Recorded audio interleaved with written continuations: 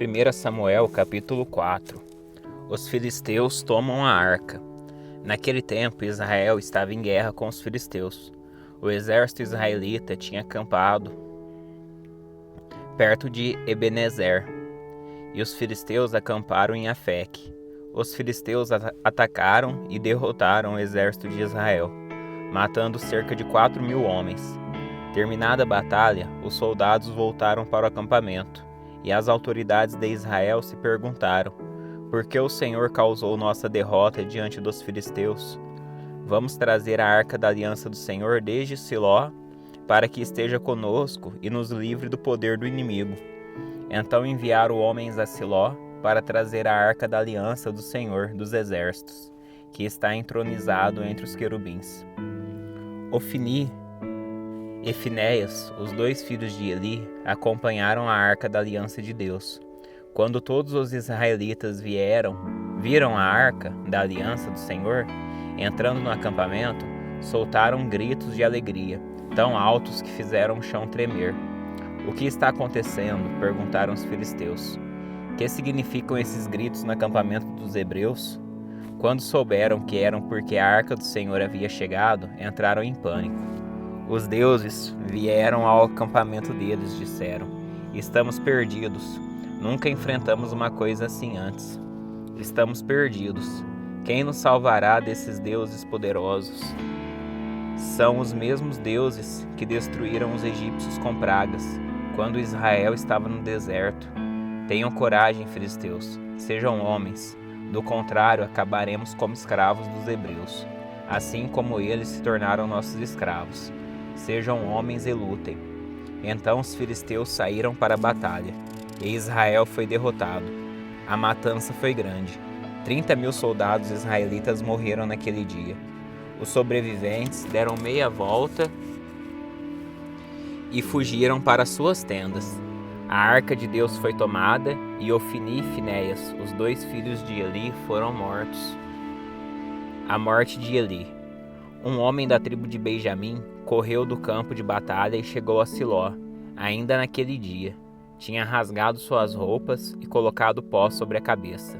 Eli estava sentado numa cadeira ao lado da estrada, esperando para ouvir as notícias da batalha, pois seu coração tremia pela segurança da arca de Deus.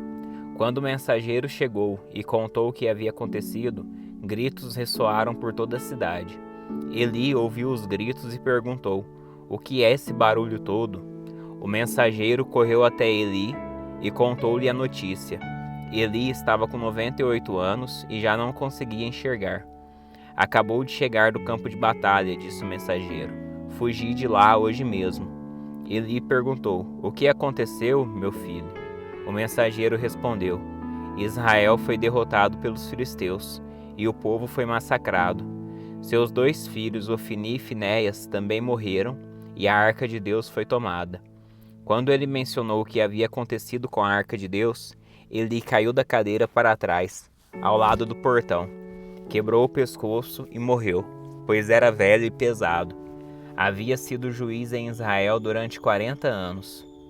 A nora de Eli, esposa de Finéias, estava grávida e perto de dar à luz. Quando soube que a arca de Deus havia sido tomada e que o sogro e o marido estavam mortos, teve contrações violentas e deu à luz. Ela morreu no parto, mas antes de falecer, as parteiras tentaram animá-la. Não tenha medo, disseram. Você teve um menino. Mas ela não respondeu nem se importou. Deu o menino o nome de Icabode e disse: foi-se embora a glória de Israel, pois a arca de Deus havia sido tomada, e seu sogro e seu marido estavam mortos. Disse ainda: foi-se embora a glória de Israel, pois a arca de Deus foi tomada. 1 Samuel capítulo 5. A arca em território filisteu. Depois que tomaram a arca de Deus, os filisteus levaram do campo de batalha em Ebenezer para a cidade de Asdod. Levaram a arca de Deus para o templo de Dagon e colocaram ao lado de uma estátua de Dagon.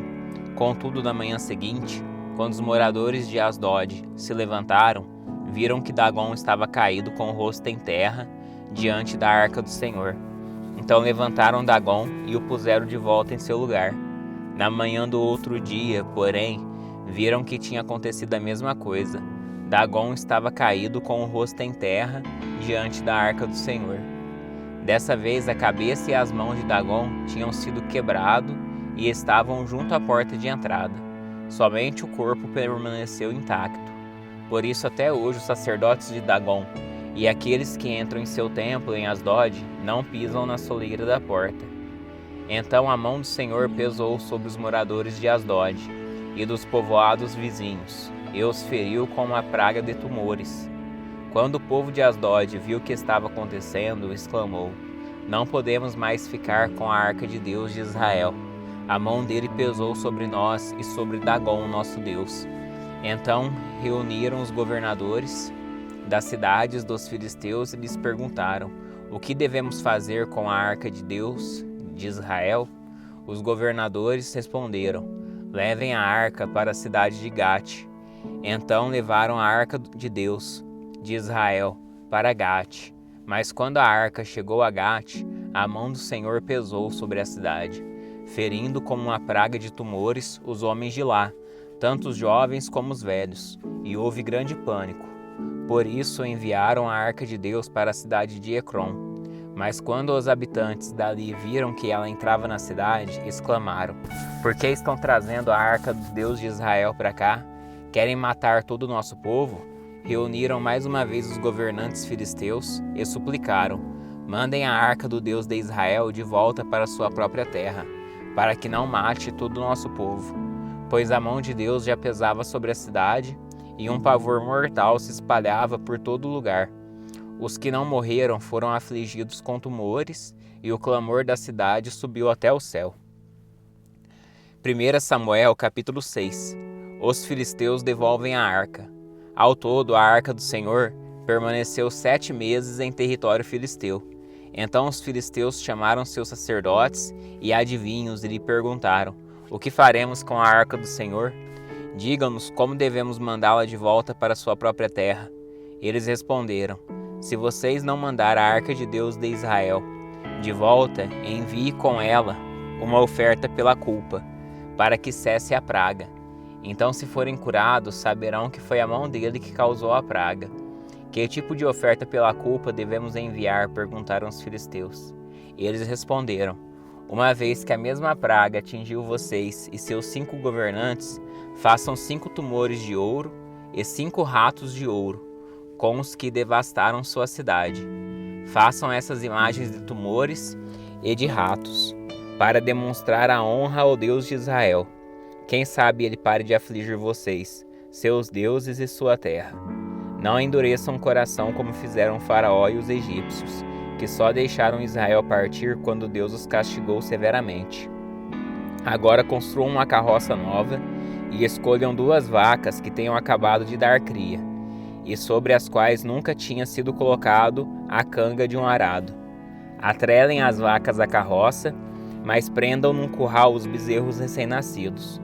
Coloquem a arca do Senhor sobre a carroça e ao lado dela ponham uma caixa com os objetos de ouro que vocês enviarão como oferta pela culpa.